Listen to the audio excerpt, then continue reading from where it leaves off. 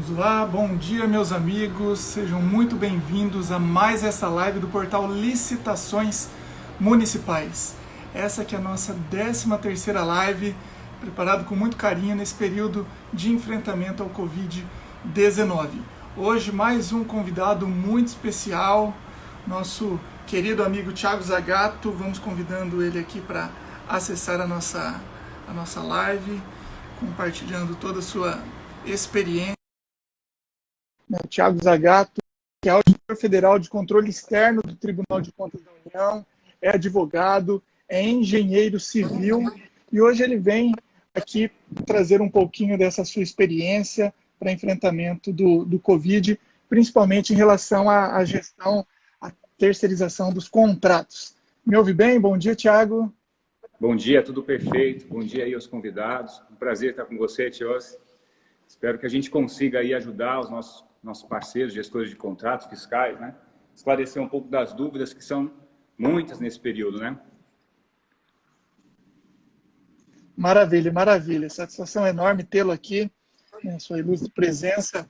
E o tema que nós escolhemos para essa live é Alternativas à Gestão Contratual nos Serviços Terceirizados em Tempos de Covid-19. Acredito que todos que estão aqui participando dessa nossa live tenham conhecimento de que a administração pública ela necessita recorrer a terceiros para suprir as suas necessidades, para atender as demandas da coletividade, e em boa parte desses contratos ocorre a terceirização de serviços, ocorre a necessidade de mão de obra terceirizada. Nós temos as aquisições de bens, mas hoje o objetivo é tratarmos dessa questão de terceirização, onde envolve mão de obra, e a palavra é toda sua para as reflexões iniciais sobre essa temática. Bacana, obrigado, Tios. Você bem mencionou aí no início a necessidade de nós diferenciarmos alguns tipos de contratação, né? Dentro da contratação de serviços, né, acho que é importante a gente já ter essa primeira reflexão. Nós estamos aqui para conversar, sobretudo, sobre aqueles contratos que tratam de mão de obra dedicada, né? Porque o termo terceirizado é genérico, então, assim, pode passar para alguns uma visão equivocada, né, do que a gente está efetivamente tratando. Para alguns autores, terceirização seria qualquer contratação de serviço da administração pública, por exemplo, né? Não é isso que a gente quer aqui enfatizar. A gente quer falar, no plano federal, a gente tem um normativo que diz muito bem o que a gente vai falar aqui, né? Que são o termo que na IN5 lá dedicação exclusiva, né? São aqueles contratos em que, grosso modo, eu tenho mão de obra dedicada de maneira ininterrupta dentro de um órgão da administração pública, né? A empresa não compartilha aquele funcionário com outras instituições, com outros contratantes, né? Então, para a gente dar exemplos bem práticos, seriam os casos desses mais chamamos assim de facilities prediais, né? Limpeza, vigilância, cooperagem, recepção, portaria, mas chegando a outros tipos de contratação na área de saúde, por exemplo, os enfermeiros, que ficam de linha ininterrupta dentro de uma unidade básica de saúde, ou coisa que o vá. Então, a gente vai falar que existem para esses tipos de contratação. E por que eles são, assim, de maneira realmente difíceis, né? Porque a gente está lidando de uma maneira muito direta com verba alimentar, né? Com verba salarial, e muitos dos casos de uma categoria da base, né? São as pessoas que ganham salários menores, são pessoas mais vulneráveis, né? Então, quando a gente pega assim categorias de profissionais mais simples, são pessoas que, se ficarem sem a remuneração de um mês, elas praticamente ficam sem dinheiro para... Então, é muito sensível. Por mais que nós tenhamos um contrato administrativo e que a nossa relação seja empresarial, né? Seja uma relação contratual com a empresa, não há como negar que lá na ponta a gente tem um trabalhador, e isso acaba constituindo um dificultador importante aqui. Por que eu digo isso? Se a gente tem um contrato de serviço de engenharia, por exemplo, uma obra ou uma contratação, olha, eu tenho que interromper o contrato, eu negocio, eu vou pagar à empresa a indenização pela paralisação e remobilização dela, então a gente paga desmobilização, mobilização, indeniza ali, ressarce os prejuízos que ela eventualmente teve de boa fé, comprando insumos, coisas e tal. Mas a gente não traz para a administração tantos problemas sociais, né? A gente não fica... o dilema social existe, mas ele não é tão pesado para a administração. E quando a gente está na terceirização de mão de obra, assim, a gente acaba tendo... Isso está sendo refletido nas orientações que vem sendo divulgado muito no plano federal, né, pelo Ministério da Economia. Isso acaba que vem sendo refletido nas orientações. E só para fazer agora uma reflexão um pouco da nossa terceirização, a pandemia nos mostra como a terceirização da administração pública, ela está longe do que a norma diz atualmente, né?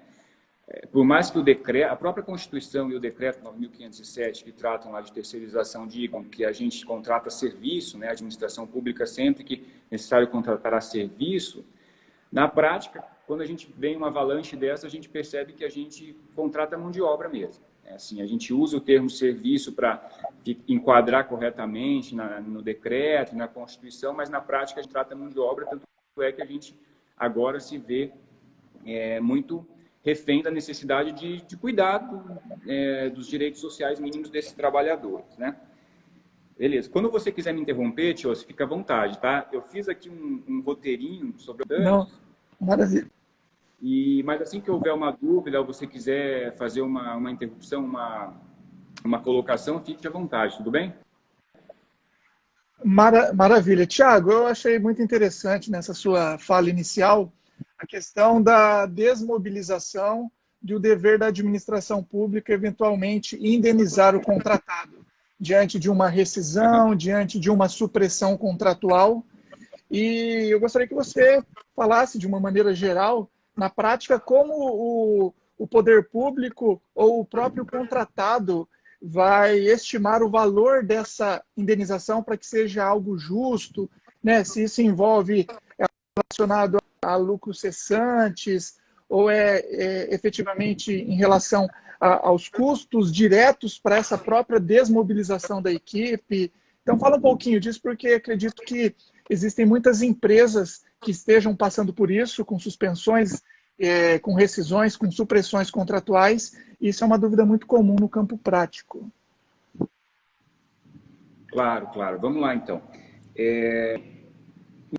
Normalmente, nas planilhas de orçamento de obras e serviços de engenharia, que envolve mais a mobilização e desmobilização, existem verbas específicas para isso, né? Isso depende muito do tipo de obra, né? Dos equipamentos que serão mobilizados, né? Normalmente, em obras de grande porte, isso deve estar detalhado, né? Tem lá um grupo um item de planilha, né? Um agrupamento, vou dizer assim, mobilização. E lá dentro eu vou colocar mobilização de equipamentos, veículos, pessoal, todos esses custos. À medida em que eu tenho que suspender por um fator extraordinário, como agora, né? E esse risco, na minha opinião, é o Estado que tem que arcar, né? Nenhum empresário poderia se antecipar num risco dessa pandemia, né? Então, esse risco é do Estado, eu vou avaliar quanto que eu vou gastar para desmobilizar meu pessoal, interromper o contrato, e vou avaliar quanto que eu vou gastar para mobilizar novamente. Se esse valor já estiver em planilha, praticamente vai ser aquele valor ali. Eu não estou dizendo que o direito à indenização da empresa é meramente isso. Não, tem que avaliar, né, exatamente quais são os outros prejuízos que a empresa está tendo, com manutenção de pessoal, enfim. E aí, cada caso vai ter que ser analisado dentro de um pedido de reequilíbrio ali, né? Da maneira individualizada, tá? Eu acho que é mais ou menos isso em relação a obra e serviço de engenharia. E além disso, né, num caso de obra e serviço de engenharia, para a gente estender um pouquinho mais, vai existir a necessidade talvez de um paliativo da necessidade de uma manutenção de canteiro, de manter os serviços conservados. Então, eu fiz uma parte da obra, ficou lá as estruturas expostas, eu preciso guarnecer aquele canteiro de obras, eu preciso evitar corrosão, evitar destruição de uma parte dele, então eu vou ter que manter ali um custo fixo em relação a esse custo no contrato. Então, isso aí vai ter que ser ou feita uma contratação agora, né, ou uma contratação com base na lei agora a 3979, ou um aditivo nesse próprio contrato principal, enfim, a alternativa tem que ser avaliada no caso concreto. Beleza? Legal, muito bom, muito bom. Vamos lá, pode seguir o seu roteiro aí. Beleza. Fica à Bacana. Então vontade. vamos para os nossos contratos de mão de obra residente, tá? Ou dedicação exclusiva de mão de obra, se a gente for usar o termo da EN5, lá do governo federal. Bom, a gente tem um primeiro grande grupo de alterações. Eu dividi as repercussões em dois grupos. A gente tem repercussões nos custos diretamente, derivadas das medidas provisórias que o governo vem editando. Então, a gente tem, por exemplo, a MP 932, que tirou, né, por um período, alterou as alíquotas das contribuições para o Sistema S, né? Então, aquelas contribuições sobre a folha, né, chamadas contribuições patronais para o Sistema S, tiveram algumas alterações.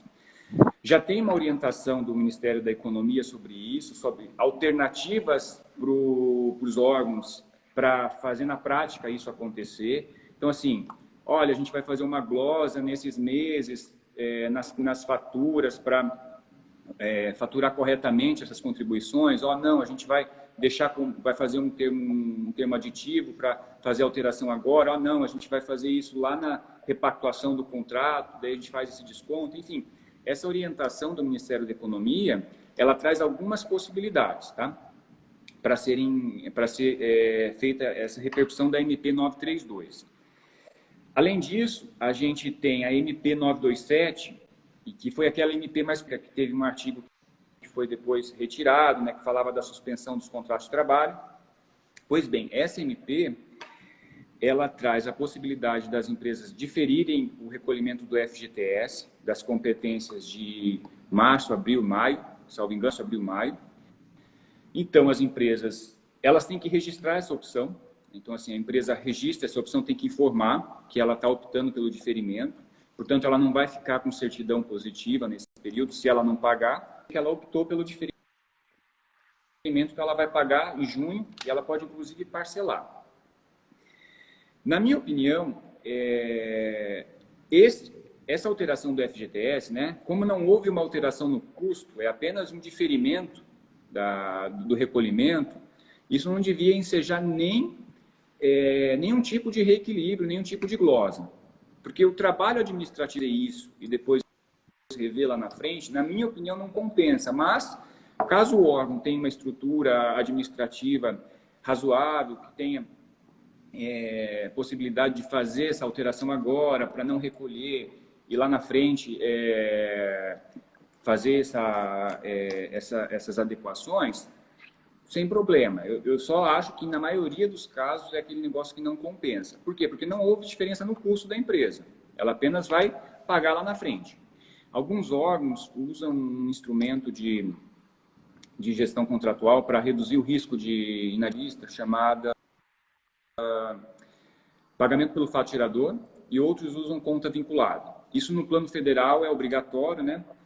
E está no decreto da terceirização 9507 de 2018. Então, ele traz ali algumas alterações para o órgão que usa o pagamento pelo fato gerador, por exemplo, né? Então, seria uma outra medida. A MP 927 autoriza a antecipação de férias, né? Férias vincendas e concessão de férias coletivas, né? Que são duas medidas importantes também para os funcionários, né? Na minha opinião, uma das que eu primeiro utilizaria, se eu fosse um gestor de contrato, né, tivesse essa possibilidade. Eu sentaria com as empresas, possibilidade de conceder férias ou antecipar, porque é uma medida que, primeiro, preserva o emprego, preserva a remuneração integral, alivia a vida do gestor, porque ele não vai estar sendo eventualmente acusado de estar pagando por um serviço que não está sendo executado, não, porque o funcionário tem férias, então ele teria esse direito para retirar de qualquer forma. E a gente poderia ter um benefício, né? Quem trabalha, né, muito com terceirização vai entender exatamente o que eu estou falando. Lá, quando a gente compõe custo de terceirização, a gente tem uma rubricazinha da planilha que chama custo de reposição do profissional ausente. Custo do substituto, trazendo em grosso modo. O que é isso?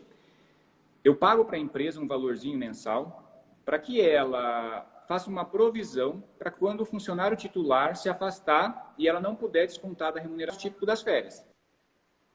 O funcionário se afasta, tem direito a ficar 30 dias em casa e vai continuar recebendo. Então, quando eu concedo férias coletivas, eu estou dizendo para a empresa, olha, você pode afastar todo mundo e eu não preciso de substituição. Ou seja, na nossa planetária lá, a gente pode pegar aquele itemzinho de custo de reposição do profissional ausente e reduzir o valor, porque afinal de contas, eu não vou precisar de ninguém para substituir.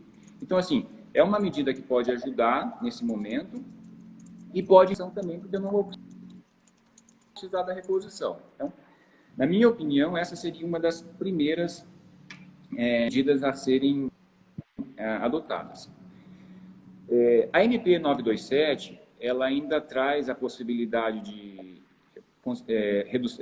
redução de jornada, concessão de banco de horas, uso do teletrabalho, que são todas alternativas, né, para a gente utilizar nesse momento, né, com toda a razão. Só que eu vou falar disso a hora que a gente entrar no segundo grupo, né, que eu vou falar sobre as alterações nas demandas do serviço, né. Tá tudo bem até aí, Tiossi? Tá tudo ótimo. Eu achei muito interessante você mencionar essas outras MPs, porque muitos pensam que apenas a MP 926, que promoveu alterações na Lei 13.979, teria uma implicação nas contratações públicas, né? Porque daí trouxe hipóteses de dispensa, a questão do pregão express, mas esquecem que essas outras MPs inerentes principalmente às relações de trabalho têm impacto direto na gestão dos contratos, na composição dos custos. Então, muito bom essa apresentação dessas medidas provisórias que trouxeram alterações legislativas, e essa informação inerente ao custo de reposição do profissional ausente também é algo que vale a pena o gestor avaliar. O que eu tenho percebido, infelizmente, principalmente em âmbito municipal, que é onde eu tenho uma atuação bem direta e uma proximidade dos servidores, do gestor público, é que a administração pública municipal, na sua grande maioria, ela não está com uma estrutura adequada. E muitas vezes acontecem terceirizações que envolvem relação direta com o emprego de mão de obra, e no processo licitatório não existe qualquer planilha com a composição dos custos, embora lá a Lei 8666 seja muito clara sobre a necessidade dessa existência de planilhas com composição de custos, a gente percebe que o poder público simplesmente coloca um valor de remuneração ou um valor global para essa terceirização, serviços de limpeza, serviços de recepção, serviços de monitoramento, e não existe essa planilha de composição de custos. E nesse momento de enfrentamento de pandemia ou eventuais outras necessidades que surjam, fica muito difícil trabalhar com esse reequilíbrio, com esses ajustes, com essa composição. Então, o Poder Público Federal ele vem seguindo essas instruções normativas, tem um corpo técnico que, de alguma forma, tem um suporte um pouquinho melhor, uma estrutura mais adequada, mas no âmbito municipal eu vejo uma carência, uma dificuldade de colocar isso em prática.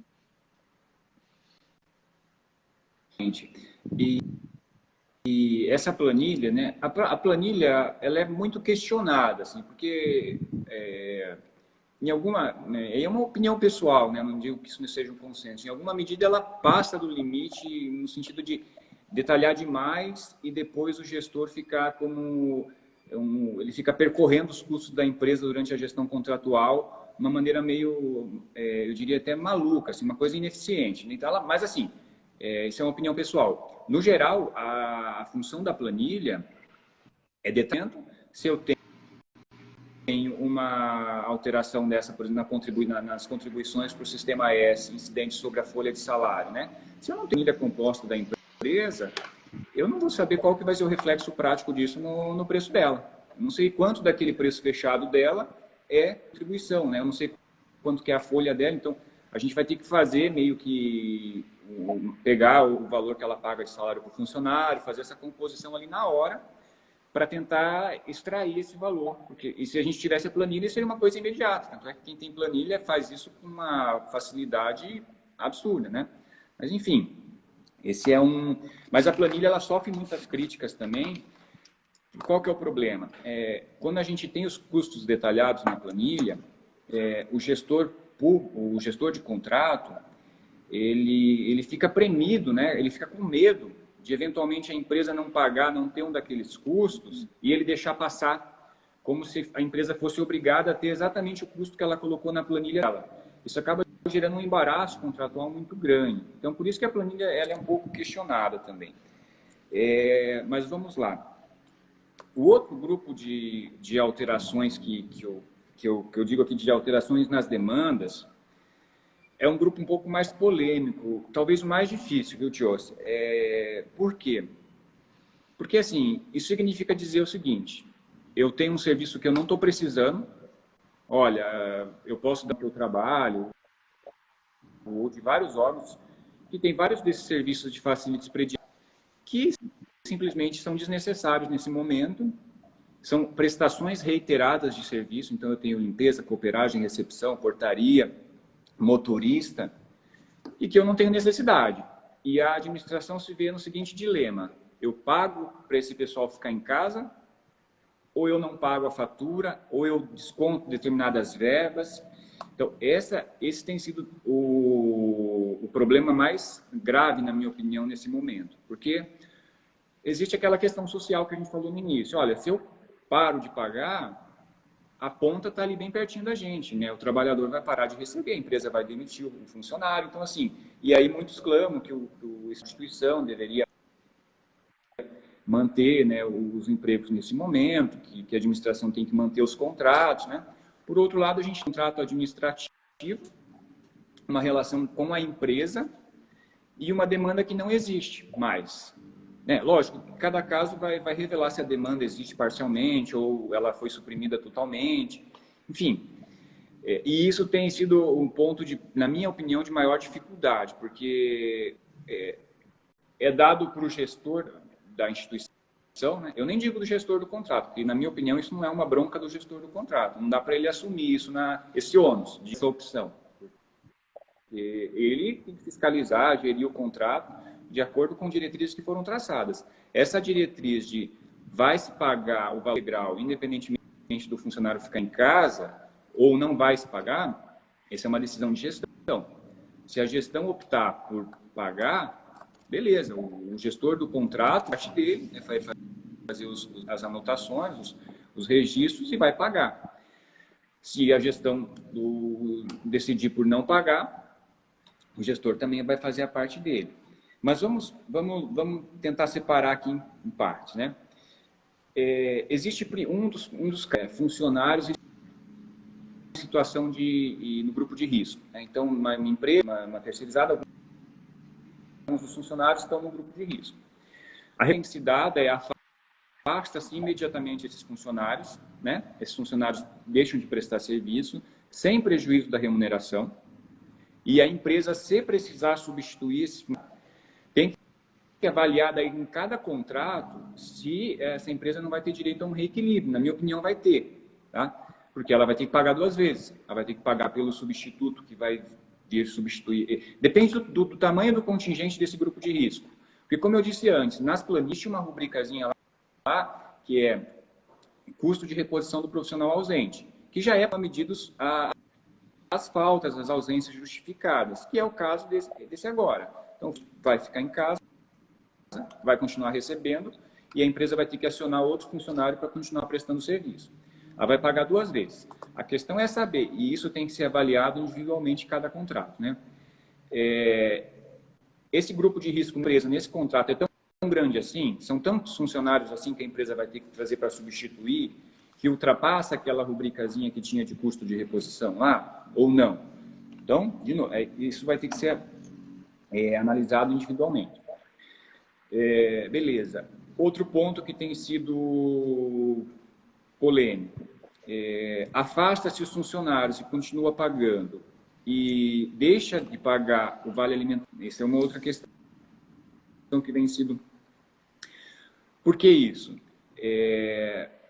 Porque existe duas verbas indenizatórias ali, o vale transporte e o vale alimentação, que têm sido mais polêmicos, né? O vale transporte, para mim, é perfeitamente natural. Se o funcionário está ficando em casa e o vale transporte se destina, né, a reembolsá-lo pelo gasto com o transporte, a partir do momento em que ele está em casa, deixa-se de pagar o vale transporte. Isso é tranquilo, não vai ter grandes problemas com isso, né? O vale alimentação é mais polêmico. Por quê? Primeiro, a gente tem que dar uma olhada na convenção coletiva da categoria, ver o que está dizendo lá. Porque não é certo que que a empresa seja obrigada a pagar para todos os funcionários vale alimentação durante os períodos de interrupção contratual, que é o caso do afastamento por licença maternidade, como é o caso agora, que eles vão ficar em casa, um contrato interrompido. Porém, a gente tem que olhar isso na convenção, porque a convenção pode dizer que sim. Olha, a categoria aqui pactuou que nos períodos de interrupção contratual, eles vão continuar tendo direito ao vale alimentação. E aí, se for esse o caso, a administração vai ter que pagar nesse período em que o funcionário está em casa, né? Então, essa é a posição, essa é a posição que eu defendo, né? Tem que olhar a convenção coletiva no vale alimentação, né? Há alguns pareceres da AGU, né, que já enfrentaram essa situação, que recomendam que sempre que possível mantenha a alimentação, porque o vale alimentação, principalmente para as categorias da base, né, constitui uma parcela importante do total que ele recebe, né? Então, imagina uma categoria que receba perto do salário mínimo, né, R$1.300, né? E de repente, o vale alimentação dessa categoria é R$400. Então, veja, 30% do salário do dinheiro com quem ele conta mensalmente então suprimir isso tem um impacto importante, né? Então, esses pareceres acabam falando isso. Mas, na minha opinião, em que pese eu saber que é um direito importante, que isso pesa lá no orçamento do trabalhador, eu olharia para a convenção coletiva e, se for manter, conversaria com a alta administração do órgão, né? Pegaria uma orientação geral, né? E essa alta administração do órgão iria atrás do jurídico para ver se o jurídico corrobora essa posição, porque é um ato de gestão, hein? Não é uma coisa que o gestor do contrato, ou da área de contratações, tenha que, né, para usar simples, né? Não é uma coisa que ele tenha que matar no peito. Não é isso, não. Isso precisa da administração bancar. Vamos lá.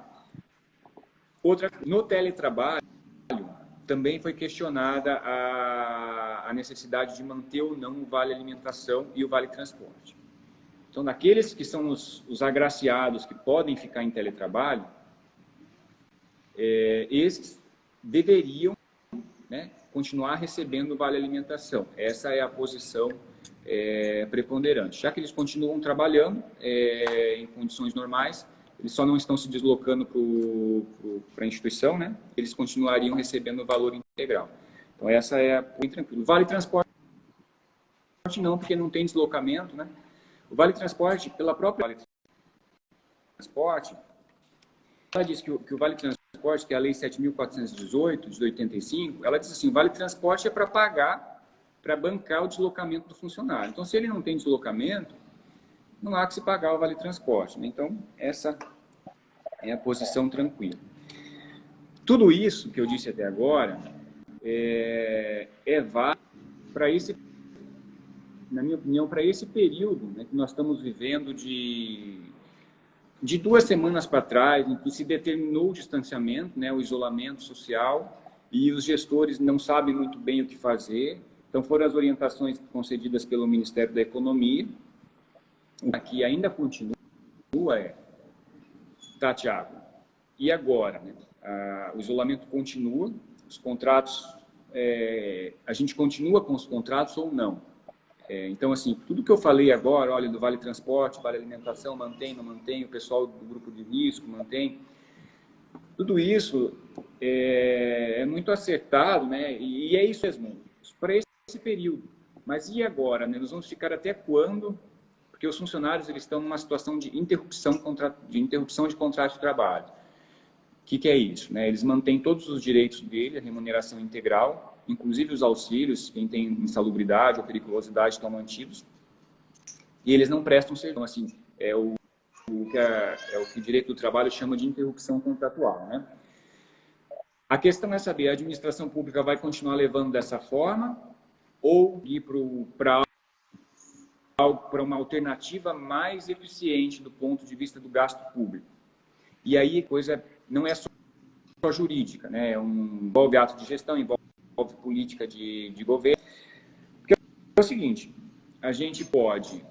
E outra coisa, porque existem medidas provisórias entrando em jogo que estão dando alternativas trabalhistas. Assim, nós temos, como a gente falou, a MP 927, algumas alternativas, a 936, que traz a redução de jornada e a suspensão do contrato de trabalho, com o benefício lá, para ser pago do valor do auxílio do seguro-desemprego. Nós temos ontem, né, saiu uma MP do crédito, terem a folha de pagamento. Então, assim, nós temos alternativas trabalhistas sendo colocadas, e aí agora o gestor público ele tem que avaliar, olha, frente a essas novas alternativas, a gente vai continuar bancando o salário integral, né, de todo mundo para ficar em casa? É a provocação que a gente tem que fazer agora. Será que a gente não consegue uma alternativa um pouco mais eficiente para o gasto público? Eu sei que os trabalhadores têm os direitos sociais, né, têm os valores, a dignidade da pessoa humana, não estou negando isso, né, tem o princípio da solidariedade, da Constituição, que olhar que a sociedade agora tem que cuidar de toda a sociedade, mas eu não sei se o contrato administrativo seria a via adequada, se a gente tem que fazer isso via contratos administrativos, essa é a dúvida.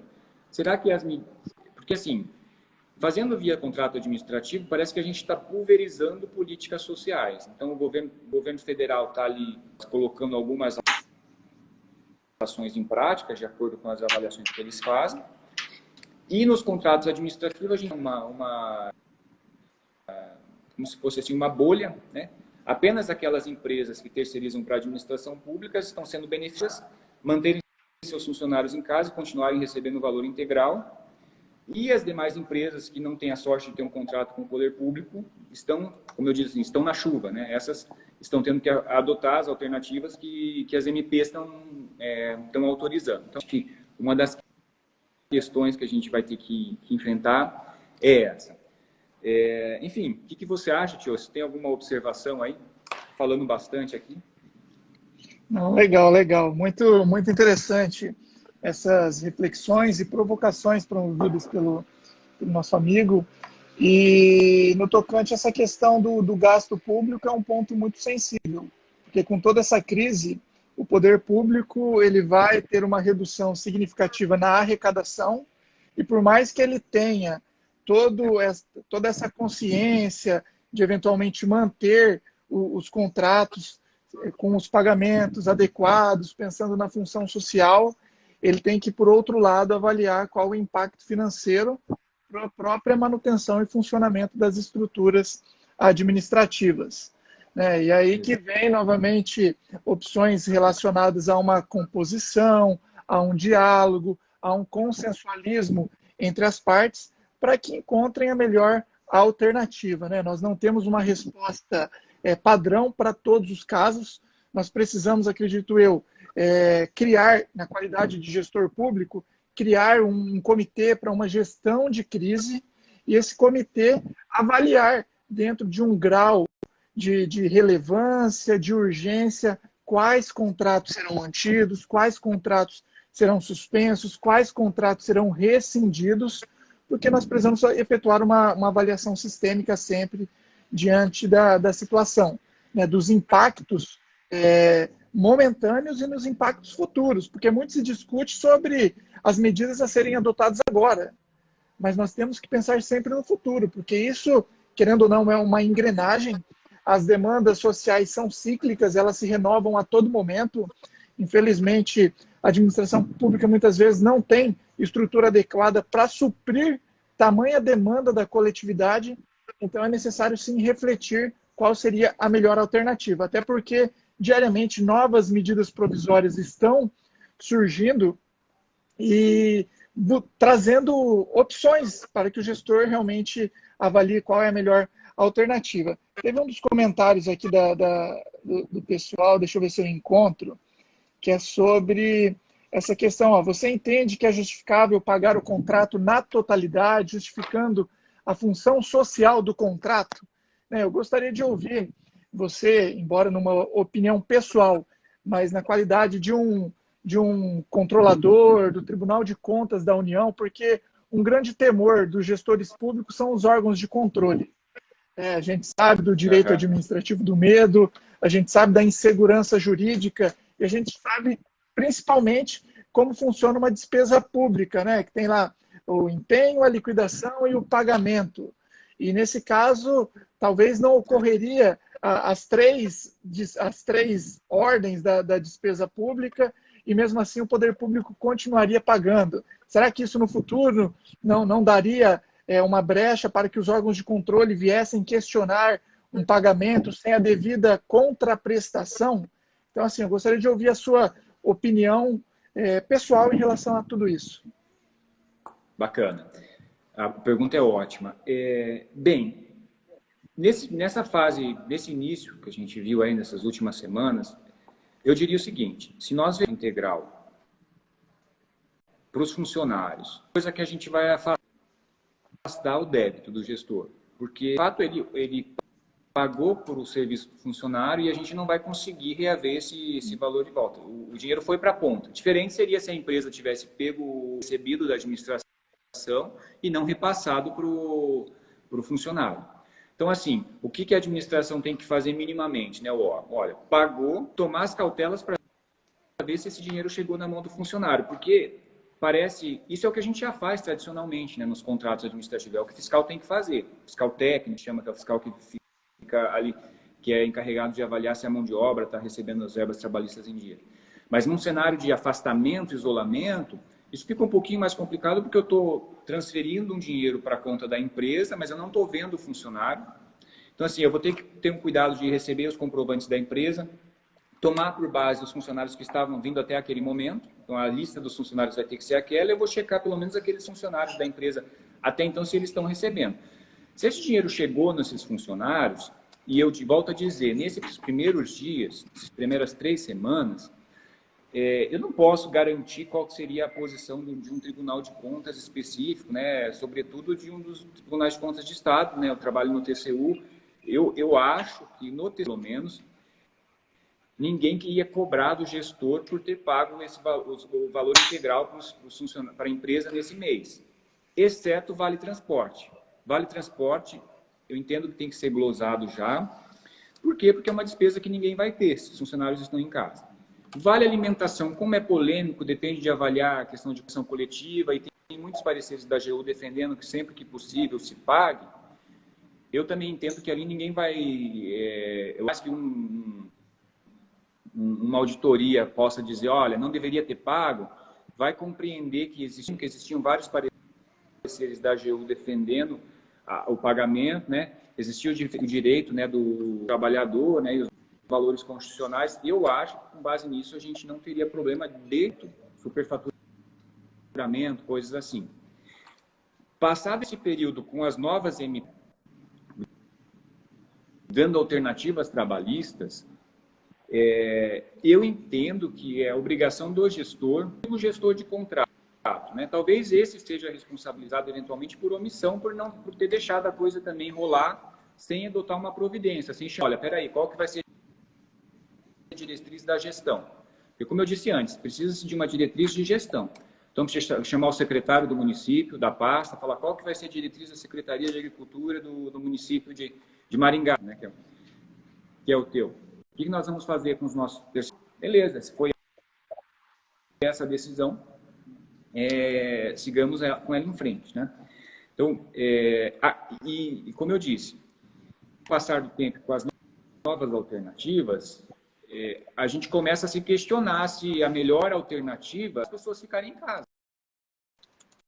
Se essa seria a melhor saída para o município, né? Considerando demandas, porque veja, pensando no município também, por exemplo, um município carente, com poucos recursos, que precisa, né, com a responsabilidade que ele tem ali pela manutenção do sistema de saúde municipal, que vai ter um monte de gasto extra com saúde, né? Então tem que contratar profissionais a mais na saúde, tem que comprar medicamentos, tem que comprar uma série de insumos agora, né, para o tratamento da Covid, e, ao mesmo tempo, mantém contratos parados, pagando o valor integral, sendo que ele poderia encontrar uma saída em que o governo federal vai reembolsar a empresa ou o trabalhador. Então, assim, O trabalhador da empresa terceirizada, ele poderia acessar um benefício concedido com recursos federais, e ele está ali gastando recurso municipal escasso para manter um contrato parado, né,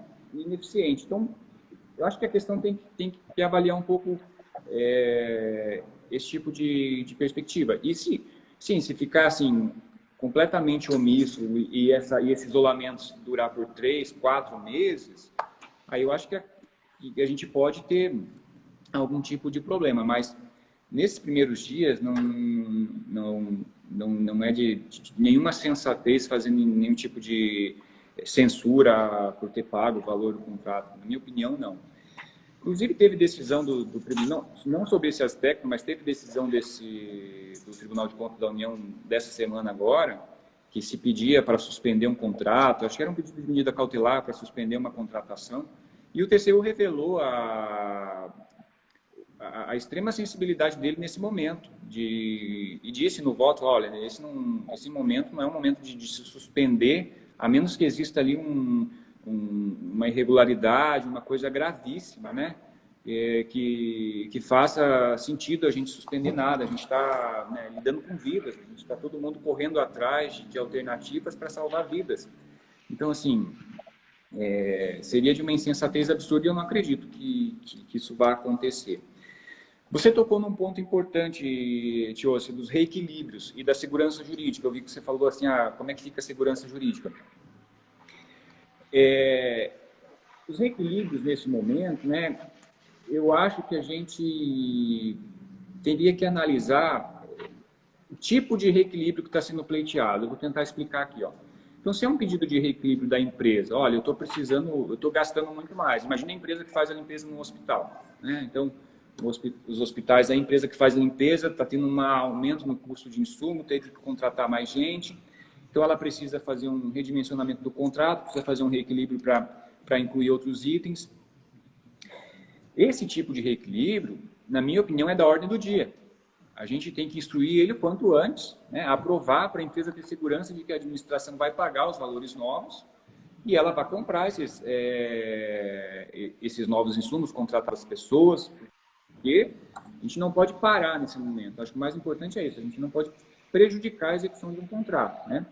Agora, aqueles outros reequilíbrios que eu falei para você, como vamos excluir contribuição patronal da folha de pagamento, olha, a empresa, vamos suprimir o vale transporte da empresa, vamos suprimir o vale alimentação, esse tipo de reequilíbrio, na minha opinião, não sei se esse é o momento da gente ficar fazendo esse tipo de coisa. A empresa vai ter valores, só se a empresa tiver nos últimos meses de prestação de serviço, é um risco, a gente tiver um risco de ficar com um crédito em relação à empresa e depois não conseguir reaver esse crédito, né? Quando a diferença está a favor da administração, quero dizer. Então, só se for nessas hipóteses, na minha opinião, a gente teria que avaliar esse equilíbrio. Por que eu digo isso? Porque, primeiro, tem um administrativo enorme para fazer cada reequilíbrio, cada análise de reequilíbrio. A gente tem surgir NPs novos. Então, assim, a gente vai ter que fazer reequilíbrio e refazer novamente. Está sendo isso compensa o trabalho administrativo. Segundo, são diferenças pequenas que a administração sempre tem uma fatura em crédito com a empresa, então que ela pode eventualmente glosar uma fatura. Ela faz o reequilíbrio daqui a 3 meses, quando acabar essa confusão, né, e essa situação de exceção que a gente está vivendo. Analisa com calma. Terão tem essas repercussões que eu falei, podem ter outras, podem ter pedidos da empresa de custos adicionais daqui a pouco. Então, assim, por uma questão de organização administrativa, não sei se vale a pena a gente ficar correndo para instruir reequilíbrios que, na minha opinião, são menos relevantes, tá? Agora, outro tipo de reequilíbrio, que é esse em relação a essa questão da demanda. Se a gente vai pagar por pessoas paradas, não vai rescindir contrato, vai suspender a execução do contrato. Esse tipo de posição a administração tem que dar rápido para a empresa, porque a empresa não pode saber por último, né, qual que vai ser a regra do jogo. Então, assim, e outra, essa decisão tem que valer dali para frente, né? Não tem como eu chegar e falar assim, suspender o contrato, 15 dias para trás, porque seria um absurdo, né? Não, seria que a empresa precisa se planejar, se organizar para isso, né? Então, é só para a gente diferenciar esses 3 tipos de reequilíbrio, beleza? Não, maravilha, show de bola. Eu fico muito feliz e muito tranquilo em ouvir de um controlador, de um auditor do Controle Externo Federal, que representa o Tribunal de Contas da União, toda essa sensibilidade, essa sensatez, né, de avaliar com muita cautela essa decisão do gestor. Eu tenho percebido que de um tempo para cá, né, os órgãos de controle, eles têm, de alguma forma, atuado com essa sensibilidade, acredito que até por conta da própria lei de introdução às normas de direito brasileiro, e isso vem agregando bastante segurança jurídica para todos aqueles que atuam, né, com a administração pública, sejam agentes políticos, servidores públicos, empresas contratadas. Então, eu fico muito feliz com a sua fala. E você mencionou algo muito importante, Tiago, que é a questão do eventual pagamento para as empresas que não estejam desempenhando na plenitude suas atividades, é que, de fato, esse valor deve chegar ao funcionário, ao empregado. Porque de nada vale o poder público simplesmente efetuar o pagamento, mas o gestor ou o próprio fiscal de contrato não acompanhar se esses valores estão sendo repassados para os funcionários. Porque o artigo 67 da 8666 é muito claro sobre a necessidade da fiscalização contratual.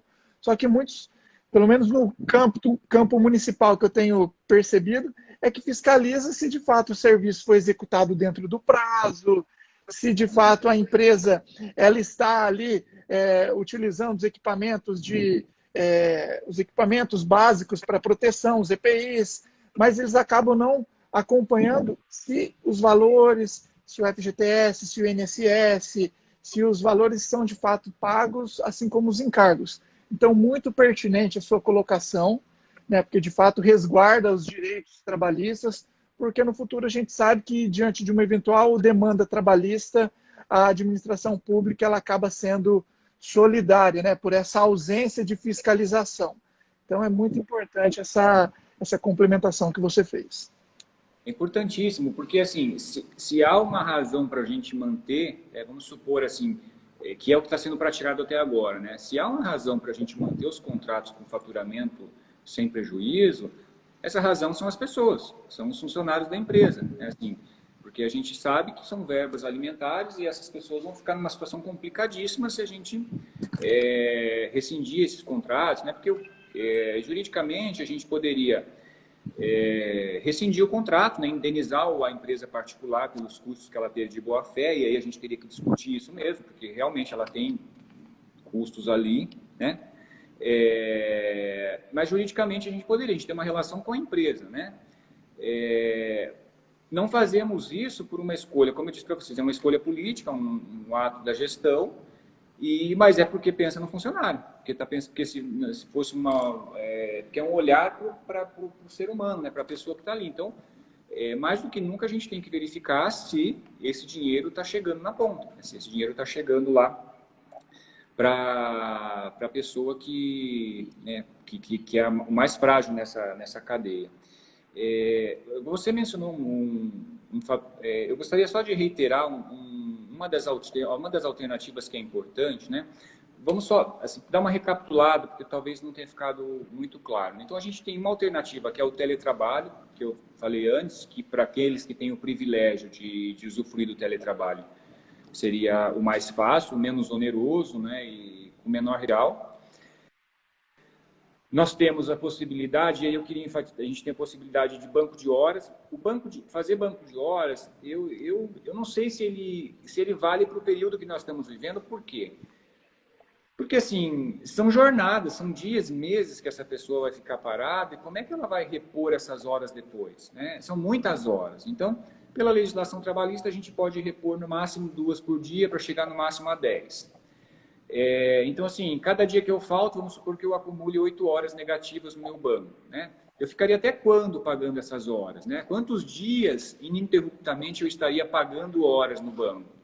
né? Isso seria aceitável depois na justiça trabalhista, sob o ponto de vista da rigidez física e mental do trabalhador? Eu não vejo como muito sensato eu ficar com o cara por 6 meses trabalhando 10 horas por dia ininterruptamente para pagar banco de horas. Então, o banco de horas, na minha opinião, seria para alguma situação muito específica, uma contingência ali, não daria para extrapolar e usar muito. Além disso, a questão do banco de horas, a gente não sabe ainda como ficaria o caso da empresa demitir esse funcionário depois, antes dele pagar esse banco. Porque em situações normais ele teria que pagar as horas negativas, mas nessa situação de pandemia a gente cobraria do funcionário essas horas negativas. Então, e a MP 927 não traz não fala sobre isso, né? A MP ela só fala do uso do banco de horas, mas não fala de como ficaria se descontaria ou não o banco de horas negativo. Então, imagino que o banco de horas seja uma opção restrita. A gente tem a possibilidade de também a questão dos feriados, de compensar feriado não religioso ou religioso se o funcionário aceitar, mas também são medidas de escopo mais restrito, na minha opinião, porque não tem tanto feriado assim. Agora, uma que eu acho bastante, por mais que ela tenha um alcance médio, mas que na minha opinião é bastante eficaz, são as férias. Primeira, conceder férias coletivas e antecipar férias. Porque a gente consegue, primeiro, 30 dias, se já tem férias vencidas, eu dou 30 dias, né? E eu antecipo férias do exercício, que eu consigo dar mais 30 dias. Então, a gente consegue aí para alguns funcionários 60 dias de fôlego, né? E a própria MP autoriza que o empresário ele conceda as férias e postergue o pagamento do abono das férias, do terço salarial de férias. Portanto, a empresa não vai ter um custo imediato com isso do abono, né? Ela consegue também um fôlego financeiro para postergar do abono. E a gente cria ali para alguns funcionários 60 dias de fôlego, de rever o que a gente vai fazer, qual vai ser o próximo passo, qual vai ser a próxima alternativa, preserva os empregos, né? Preserva o contrato com a empresa. Então, assim, as férias, na minha opinião, elas devem ser muito utilizadas, né? E sem falar da questão das férias coletivas que eu mencionei antes, que a gente pode ter uma redução no custo de reposição do profissional lá na frente, né? Que a gente não vai precisar de substituição, então, de composição. Outra coisa que a gente pode usar é a flexibilização de jornada. Então, se eu tenho algum tipo de postos de trabalho, de portaria, de vigilância, talvez reduzir a jornada para dividir esse impacto, né? A MP 93 autoriza a redução de jornada com a empresa. Olha, vamos reduzir a jornada, então eu tenho um posto de 12 horas, vamos dividir aqui, fazer dois postos de 6, para que a gente preserve os empregos dessas pessoas, reduza o proporcional no salário e o funcionário vai acessar o benefício lá, proporcional ao período que ele vai ter de jornada reduzida. Essa é uma outra alternativa, né? E para fechar, né, eu gostaria de mencionar a necessidade, né, talvez eu não tenha falado isso aqui com o devido cuidado, a necessidade da gente analisar contrato a contrato. Porque tem contratos que, passada a pandemia, eu vou voltar a ter a demanda dele, limpeza, por exemplo, em órgãos cooperagem, recepção.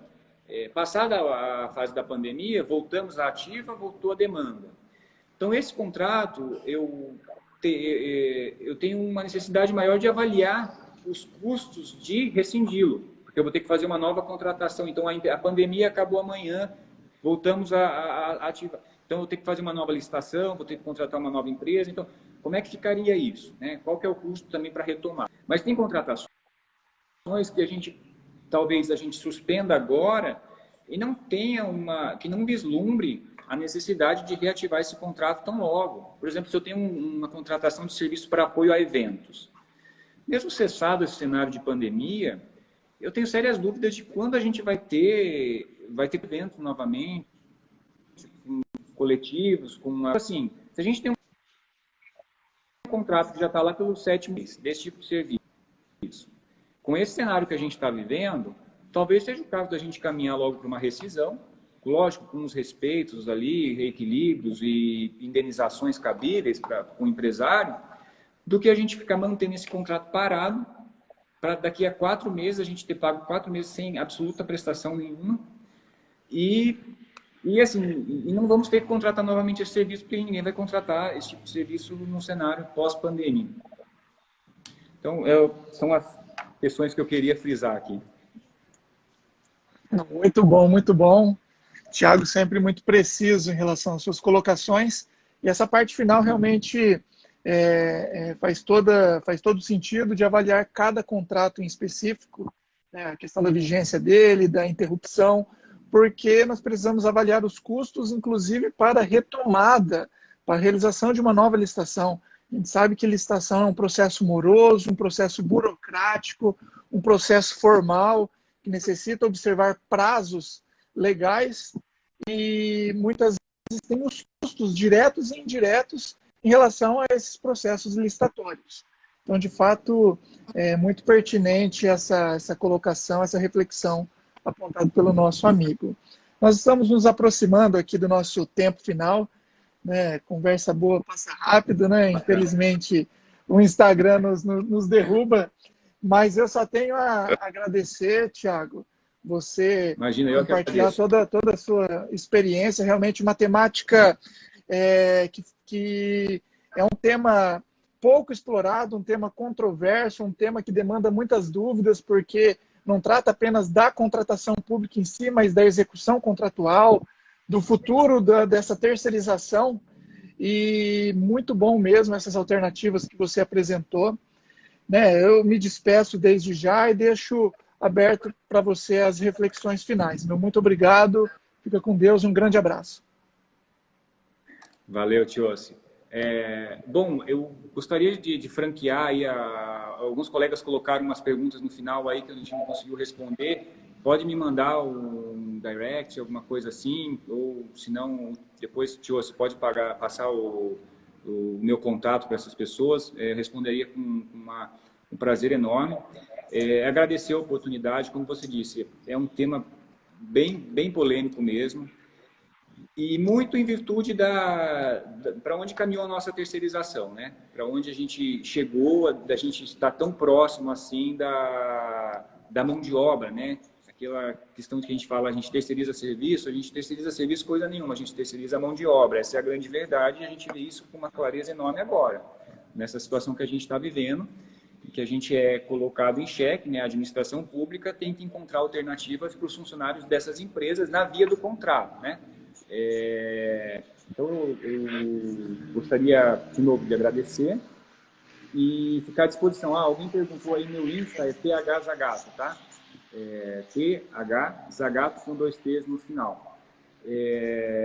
E, como eu disse, a gente tem que fornecer, nesse momento, né, as empresas elas estão em dúvidas sobre, né, como se portar em relação a...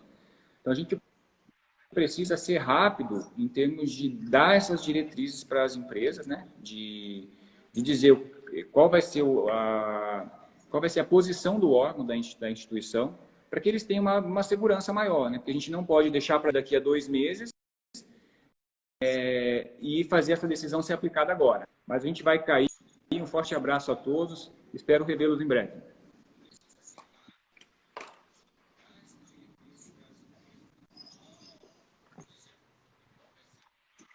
Valeu!